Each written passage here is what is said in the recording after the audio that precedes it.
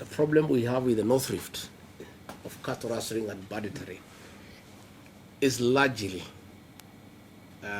because of children not going to school. These children don't go to school, they acquire guns, they start training, they start stealing cattle, and they become a problem to society. If through this drought we increase the number of non-going children to school, we'll have a big problem even in terms of security along the way. So, Madam Director, we really want to plead that you increase your support for the school feeding program so that we keep the children at school. The drought that we are experiencing now is the worst in 40 years of our history. As we speak today, 5.3 million Kenyans are facing starvation.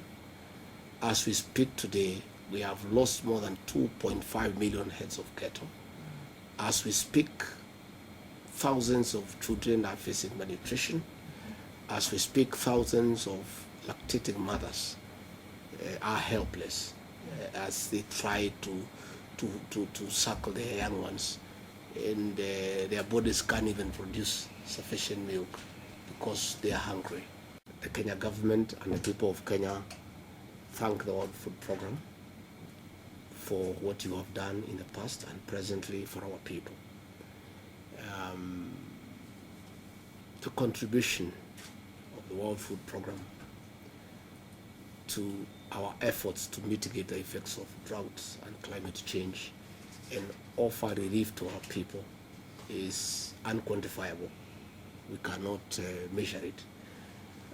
The World Food Program is part and parcel of our efforts to mitigate the effects of drought and to make sure that Kenyans do not die and to make sure that we protect livelihoods. And your story is a big story.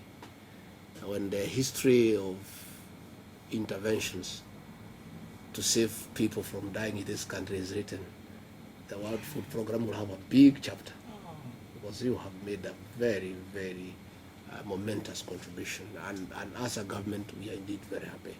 More assistance, that's definitely coming. Thank you. We have, for example, and we'll get into it in your, I'm sure, second round of questions, we've got 25,000 metric tons of wheat arriving this weekend from Ukraine, which will go for drought assistance as well as refugee assistance. And we have quite a bit of sorghum from our 16,000 metric tons plus other commodities from our dear partners at USAID who have contributed most of the drought assistance that will go and needs to move very quickly to make sure there's no pipeline break for drought assistance.